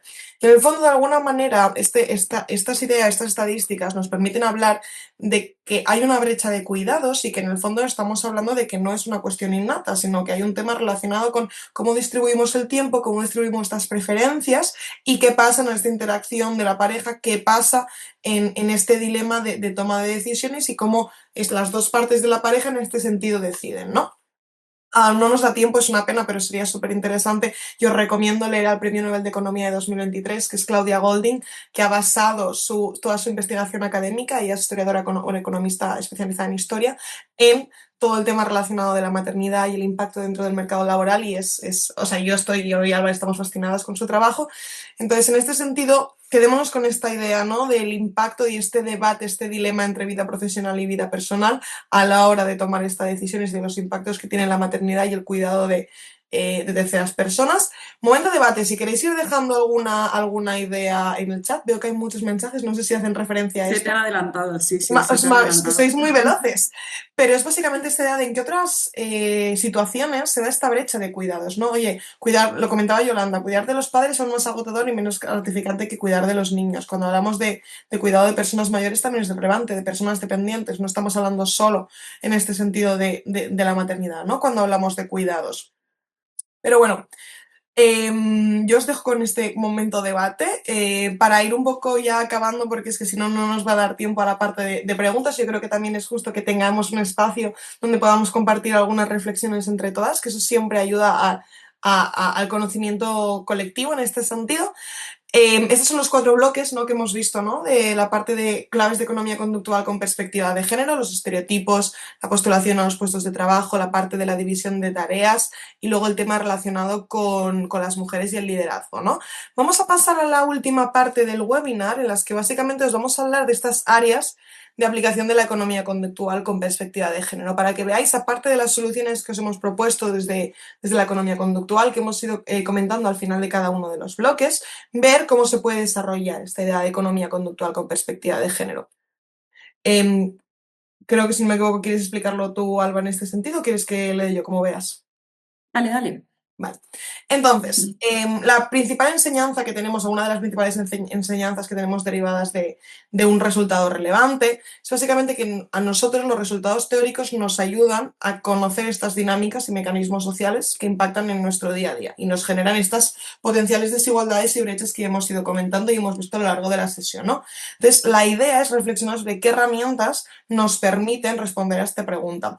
Hemos visto algunos ejemplos a lo largo de la formación, pero queremos utilizarlos para recordarlos todos y para tener claro dónde hay que poner ese foco, ¿no? Y por qué realmente la economía conductual sirve para reducir estas brechas de género que comentamos, para poner ese foco en la perspectiva de género.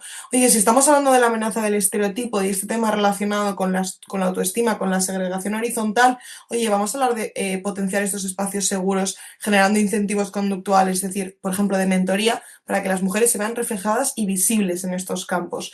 Tengamos en cuenta la diferencia de tareas que existe y cómo podemos responder a ellas. Oye, revisando, auditando por género las diferentes tareas relevantes que se realizan en una reunión, en un proyecto, en un equipo de trabajo, para saber desde qué punto de partida partimos y para saber hasta dónde queremos llegar y realmente si hay ese sesgo, esa brecha de género. Luego pasaríamos a lo que hemos comentado, lo que ha comentado Alba de esta teoría de congruencia de género, ¿no? ¿Qué pasa cuando nos salimos un poco de ese cuadradito, de ese corse estrecho que es el género, ¿no? Hombre, si generamos un contexto, un entorno donde no se premie esta idea de género tradicional, de que una mujer sea muy femenina, se esté cuidando todo el rato, etcétera, etcétera, y donde no se potencie necesariamente esto, generas un entorno mucho más equitativo en el cual tanto aquella mujer que es muy, muy, muy femenina como aquella mujer que no lo es tanto, se encuentran en igualdad de condiciones y no se ven penalizadas por esa performance que en el fondo es un poco la idea del género, ¿no? Y finalmente la parte de las tareas de cuidados, aquí lo relevante es desarrollar estas políticas de permisos y de conciliación familiares que son equiparables, pero también recordando esta idea que comentábamos de que no estamos hablando solo de cuidar a los hijos o a terceras personas, sino tengamos en mente cómo se traslada esta conceptualización del cuidado en nuestro día a día y en esas expectativas que podemos poner sobre las mujeres y no ponemos sobre los hombres. Entonces, vamos a ver cómo se aplica esta parte de economía conductual al sector público, que lo va a explicar Alba en un proyecto súper chulo en el que estuvo. Y aquí, bueno, ya vendió su libro, ahora me toca a mí. Aquí este es un proyecto que nos hace mucha ilusión compartiros un poco para que veáis cómo hacemos desde Innovantas y cómo hemos trabajado en el sector público. Este es un proyecto al que le tenemos mucho cariño, ¿no? Ahí estoy yo, si hacéis mucho Zoom, estamos ahí en el Congreso de los Diputados presentando este proyecto, donde lo que queríamos era ver, oye, cómo podemos trasladar esto de la economía conductual a pues una política pública en España, ¿no? Y entonces nos presentaron un reto, ¿no? Lo que queríamos era ver cómo podíamos ayudar a los jóvenes, primero a acceder a prácticas, ¿no? A darle esta oportunidad para acceder al mercado laboral y otro a emprender, ¿no?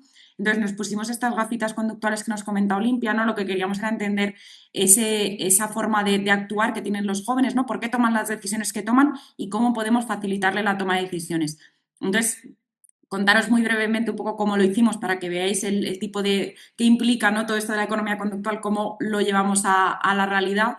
Y aquí lo que hicimos fue una investigación conductual, no hicimos todo tipo de entrevistas, analizamos pues, resultados en redes sociales, ¿no? Que comenta la gente sobre emprender, ¿no? Y ahí lo que creamos era un poco lo que llamamos behavioral map, ¿no? Todas esas fases que tiene que llevar a cabo una persona para emprender. Por ejemplo, un joven que quiere emprender desde que se le ocurre la idea hasta que la lleva a cabo, ¿no? Todas esas barreras, ¿no? Que hemos ido comentando hoy, toda esa aversión a la incertidumbre, ese síndrome del impostor, ¿no? Todo esto, por supuesto, con su perspectiva de género, ¿no? Porque, por ejemplo, en el emprendimiento pues hay un impacto muy diferenciado según los géneros de los que estemos hablando y en este caso pues lo que hicimos fue diagnosticar, por así decirlo, ese comportamiento.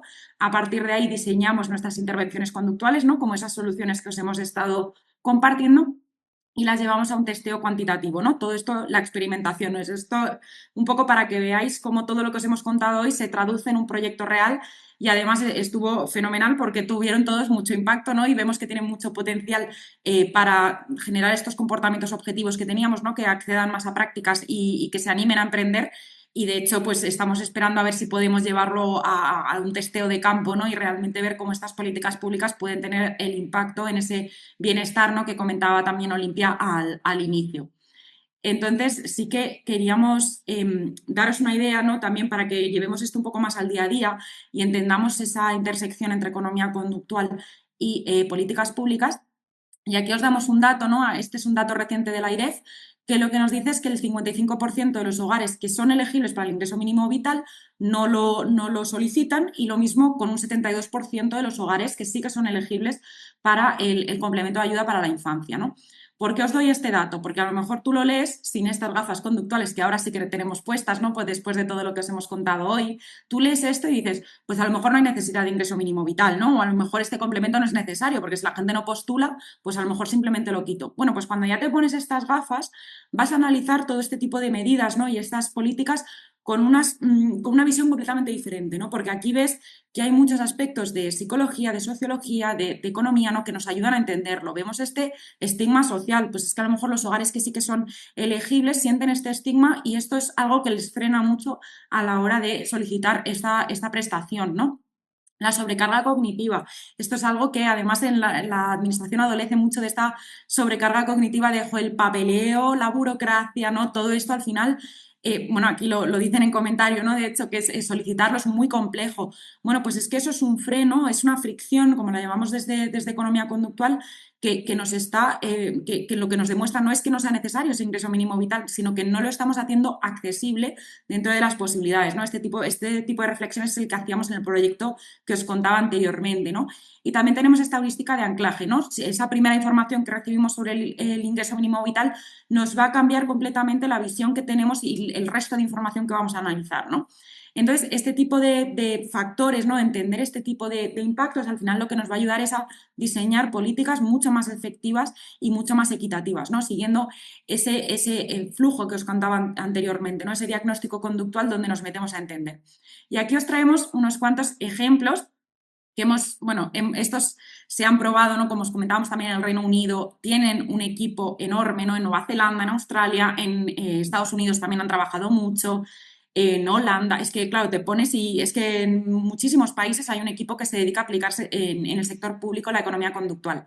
Y aquí os traemos algunas ideas, ¿no? En tributación y cumplimiento fiscal, como creo que os adelantaba antes, es donde entra todo, ¿no? Aquí es donde empezaron, porque dijeron, joder, es 2009, andamos sin dinero, si tenemos que aplicar la economía conductual en un sitio que sea, en recaudar impuestos, ¿no? Entonces, se ha aplicado mucho en tributación y cumplimiento fiscal, en hacienda local y recaudación. También lo vemos mucho, que lo comentaba también antes Olimpia, ¿no? También el tema de medio ambiente, ¿no? Si queremos hacer políticas del medio ambiente, queremos que la gente se comporte de una manera diferente, hay que ponerse estas gafas conductuales porque si no se va a gastar mucho dinero innecesariamente, ¿no? Porque lo que tenemos es que diseñar para que la gente cambie ese comportamiento, no invertir dinero en infraestructura sin tener esta visión, ¿no? Esto es muy importante. También adopción de herramientas tecnológicas y digitales. Aquí hemos trabajado también muchos proyectos de jolín, ahora, y además mi madre que os lo contaba, mi madre trabaja en el sector público y me contaba que, bueno, pues ahora hemos empezado con Copilot.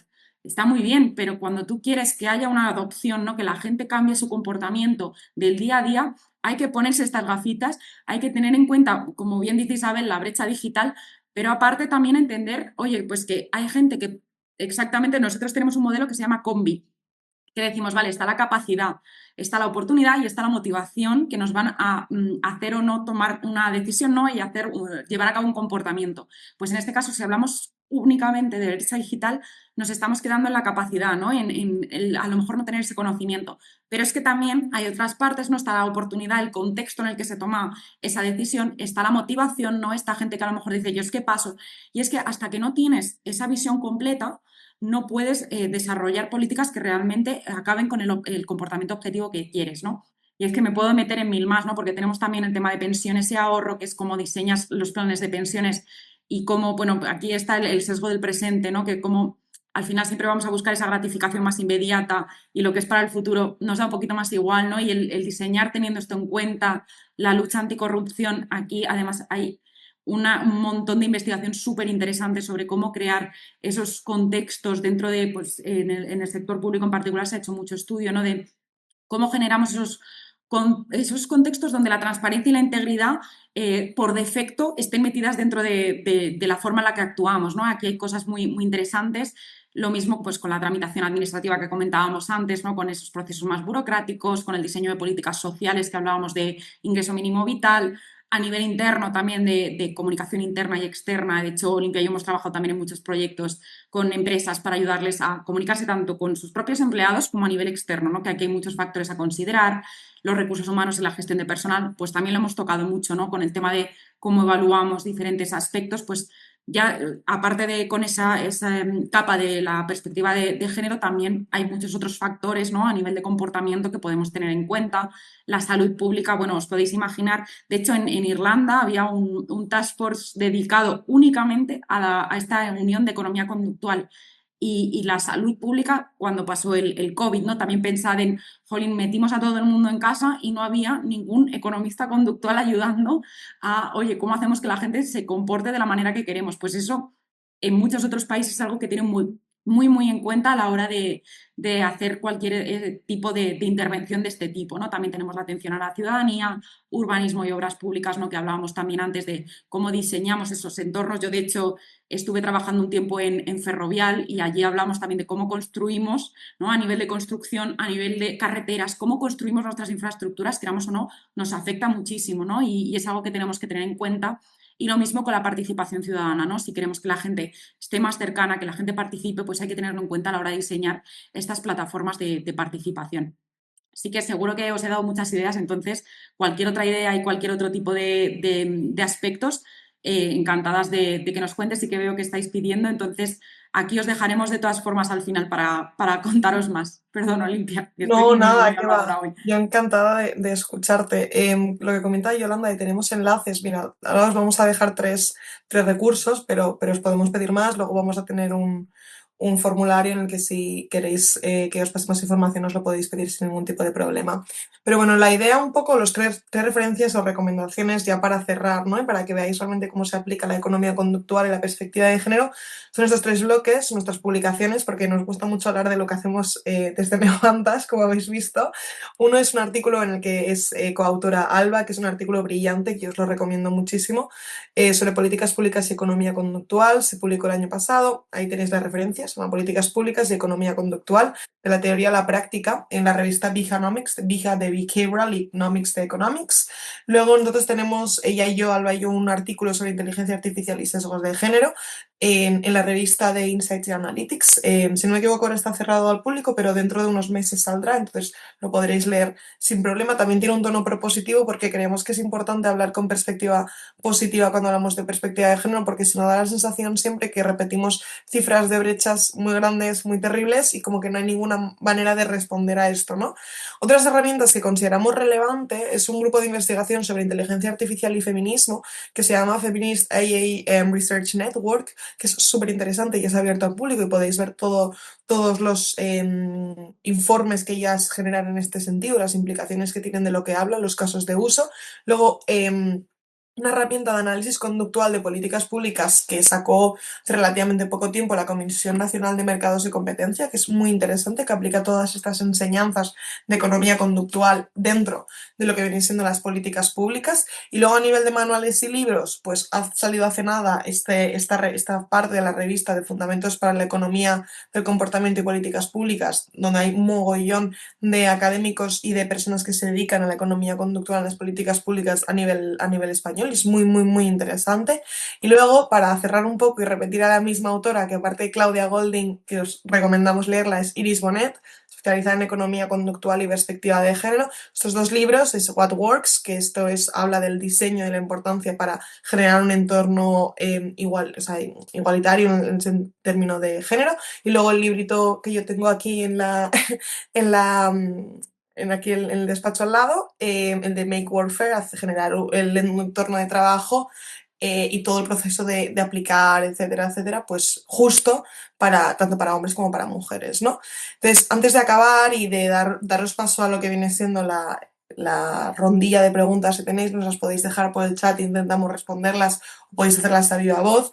Os dejamos por aquí nuestros correos, por si os interesa, si queréis comunicaros con nosotras para proponer lo que sea. Nosotros estamos súper abiertas, de verdad, nos llevamos preparando este webinar un tiempo y estamos encantadas, ha sido un proceso súper chulo y esperemos que no se quede aquí solo. Y también cualquier duda que nos queráis trasladar, nos los podéis trasladar ahora o por mail, y simplemente deciros que aquí hay un formulario de valoración que a nosotros nos sirve al final para saber si lo que estamos haciendo es interesante, realmente lo veis aplicado, os sirve, y sobre todo para si queréis explorar nuevas oportunidades o lo que sea, podéis dejarnos ahí en el apartado abierto vuestros comentarios.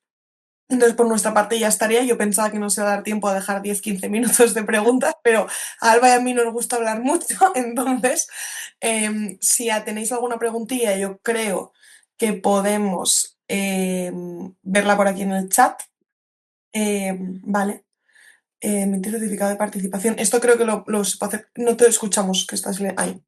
Alba y Olimpia, ¿tenéis algún problema en mandarnos la presentación y que nosotros la mandemos por mail? Porque parece que ya están pidiendo bastantes personas. No, sin Aparte de problema. que lo estamos grabando, se va a subir al canal de Sí. YouTube, pero no sé si tenéis algún problema para enviárnosla. Si No, nos la enviáis, ninguno. nosotros la enviamos a todas las escritas, ¿vale? Pues vale. nada, vamos a Vale, las genial. preguntas. Yo me callo. Luego, bueno, los agradecimientos que yo creo que son mutuos, pero veo una pregunta muy interesante de Yolanda, que dice que me gustaría saber si percibís cambios de conducta generacionales.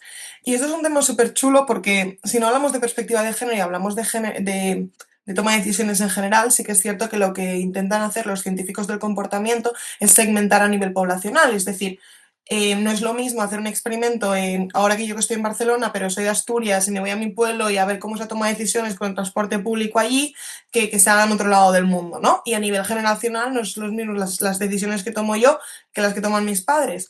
Pero si hablamos concretamente de perspectiva de género, en el ámbito profesional, que es lo que está preguntando Yolanda, sí que es cierto que quizás ha habido un impacto por los avances a nivel sociales que se han hecho a nivel de activismo de género, igualdad, etcétera, etcétera, y que las expectativas pueden ser un poco distintas en este sentido. No os he hecho todo el trabajo porque si no, probablemente no tendríamos que hacer este webinar y estaría más relacionado con la historia que no con la actualidad. Pero sí que es cierto que pueden haberse minvado un poquillo estas expectativas de género, sobre todo si vemos que la brecha salarial se ha reducido, si el número de mujeres y el número de hombres que estudian están son casi 50-50. Obviamente existe segregación horizontal, pero se ha ido reduciendo esta brecha en STEM, en los sectores relacionados con la tecnología y las ciencias. La brecha salarial de género también se ha reducido. Todo es una cuestión también de ver cómo se reduce, pero ver en aquellos ámbitos o aquellas áreas donde siguen persistiendo y porque hay esa fricción que sigue generando esa brecha en ese sentido. No sé si querías decir algo más, Alba, que yo me he enrollado aquí. Podría estar Sí, 6 horas no, hablando de no, no, esto. no me ha faltado nada que añadir, la verdad. No, iba a ver si podía mandar el link por si alguien no puede acceder al QR, porque veo que hay gente Ah, conectada con el móvil. espera, Entonces, por ver lo tengo yo abierto, me parece. Puedo. si eso te iba a decir, porque te lo iba a pasar por Teams, si no. Sí. Sí, ahora lo paso en un momentillo. Pues no sé cómo interpretar la falta de preguntas. Puede ser muy bueno o muy malo. Muy Esperemos que mal. sea bueno y que hayamos resuelto todas las dudas. Alba y Olimpia, yo la verdad que sí quiero felicitarlos porque, bueno, tenía una intuición de lo que era esto cuando hablamos Magda, Mariola, Ana Portal, teníamos una intuición de por dónde podía ir.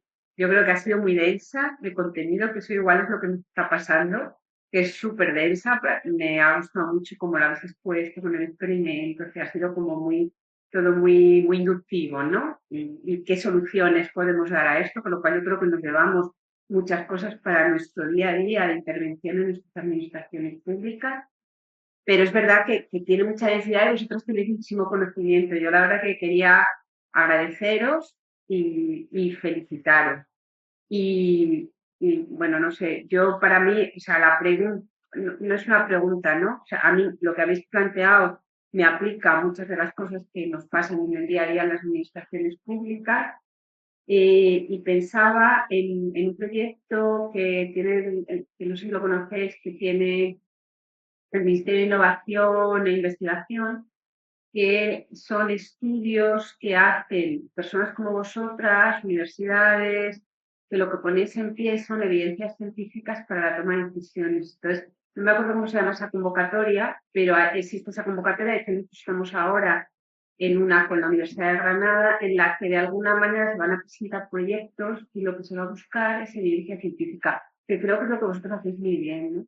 Buscar evidencia científica en el marco de la economía conductual con perspectiva de género, que además a nosotros ese tema nos interesa porque nos sentimos muy interpeladas. Esta asociación es una asociación que lo que intenta aplicar es la perspectiva de género. Entonces, creo que ahí puede haber un campo de trabajo interesante y las administraciones cada vez necesitamos mucho más contar con personas como vosotras que lo que te aportan no son ocurrencias, sino evidencia científica, porque se estudia, ¿no? Cómo influyen los estereotipos, cómo se determinado tipo de cuestiones en las decisiones que toma la población a la que luego nos dirigimos nosotras. Entonces yo la verdad que no lo conocía, me parece muy interesante, Alba y Alicia, la verdad es que sí. No sé si hay alguna intervención más. No, de todas formas, cualquier duda o sea, como os hemos dejado los correos y luego os pasamos todo, pues cualquier duda, porque sabemos que, como dices, ¿no? Es muy denso. Entonces, cuando ya todos hayamos pensado tranquilamente, seguro que surgen otras dudas, así que estamos ahí para lo que queráis consultar, comentar, muy, muy abiertas. Entonces, nada, muchísimas gracias a todas por venir y nos alegra mucho que os haya gustado. Hemos visto muchos comentarios muy, muy positivos, así que nada, muchísimas gracias. No sé si he visto una mano que Creo luego que ha Aina desaparecido. levantaba la mano. No, he sido yo, pero así sin querer quería mandar aplausos. La Perdón. brecha digital Bueno, otra gracias, vez. Sí. gracias igual, Aina. Eso.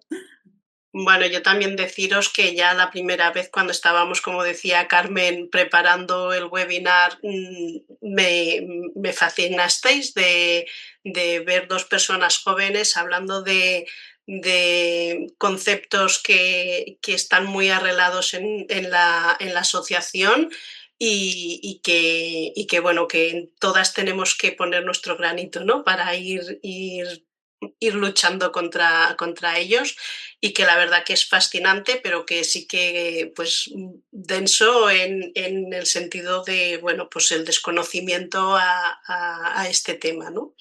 Y bueno, y agradeceros muchísimo pues todo el conocimiento y cómo lo habéis trasladado de una forma pues sencilla y práctica, ¿no? Y con evidencias.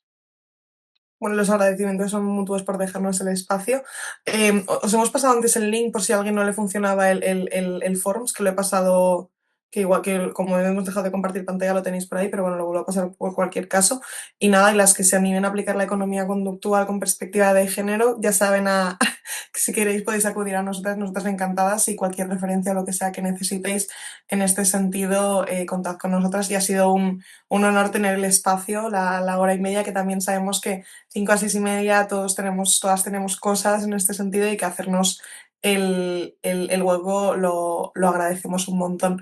Y preguntaban qué otras disciplinas trabajan codo con codo con economía conductual. Economía conductual forma parte de lo que se entiende como ciencias del comportamiento, que en el fondo es entender la toma de decisiones del comportamiento humano. Entonces, nosotras, Alba y yo, somos economistas, pero, bueno, ella también es politóloga, pero también sí que es cierto que nos relacionamos mucho con antropología, con sociología. Si hablamos de perspectiva de género y mundo laboral, hablamos con historiadores en este sentido.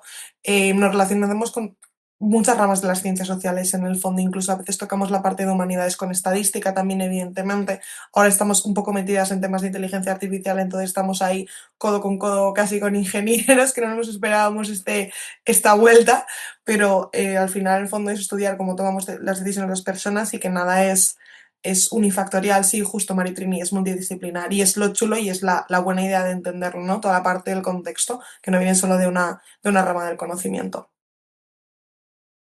Yo, una cosita en un minuto, que es que me habéis recordado, y yo creo que eso podría, no sé, dar una idea si hay alguna persona con poder dentro de esta sala, o sea, que tenga poder, me refiero a personas a su cargo. Yo de vez en cuando doy clases en la universidad, y un ejercicio que hago siempre es hacer una práctica en clase, y pido que se ponga cada uno su propia nota en la práctica.